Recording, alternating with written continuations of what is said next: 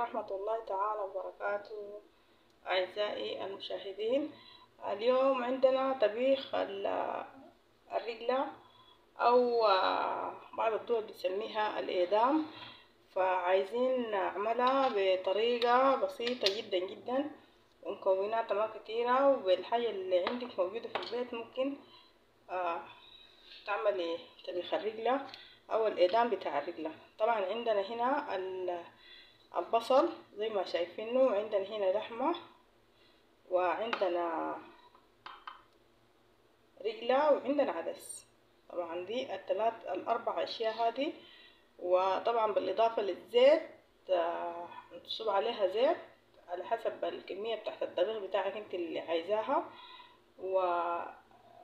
وتعملي لها طماطم إذا عندك، وإذا ما عندك طماطم ممكن تعمل صلصة. والمرقة دي طبعا شيء اختياري للناس اللي بتحب المرقة أو اللي ما بتحب المرقة. في النهاية زي ما قلنا الغراب يرجع عليكم.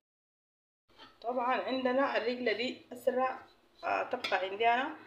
فطبعا أول حاجة بنقوم بنكب البصل زي ما شايفينه، لا تحمسي لا تحمسي لا تاني لا تالي، سريعة ولذيذة وجميلة وأكلة يعني سبحان الله. برضو الأطفال بيحبوها، يعني بيحبوا الطبيخ بتاعها، ما عارفة ليه.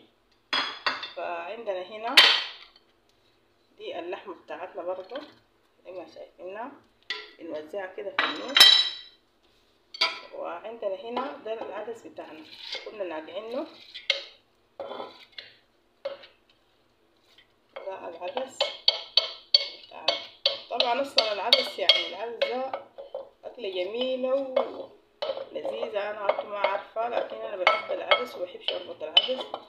يعني صرت عدس، شوربة العدس ما بستغنى منهم. فهنا عندنا طبعا الرجل حق اللي عندنا كانت مدلجة.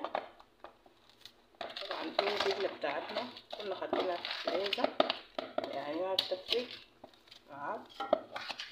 طلعي الرجلة بتاعتك وتغليها ممكن بربع ساعة، ممكن بنص ساعة، عشان تفوق معاك شوية هتكون تلج.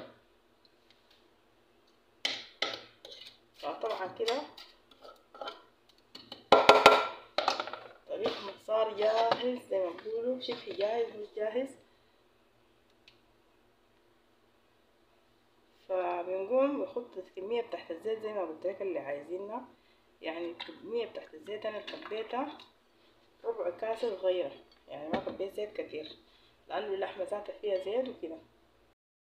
طبعا خلصنا طبيخ الرجلة بتاعنا زي ما شايفينه، الشكل جميل وبسيط وما مكترين الدهن فيه.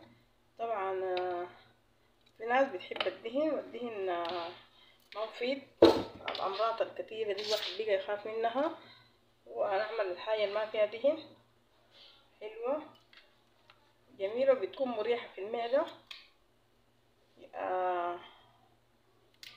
زي ما شايفينه حاجة جميلة حلوة.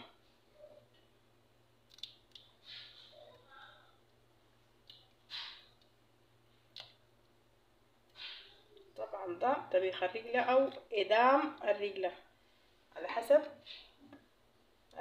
البلد اللي جالسة فيها. ورينا بتشاهدينا من أي بلد، وقول لنا الطبيخ ده اسمه ايه ولا الإدام ده اسمه ايه، وإن شاء الله يكون نال الرضا والإعجاب.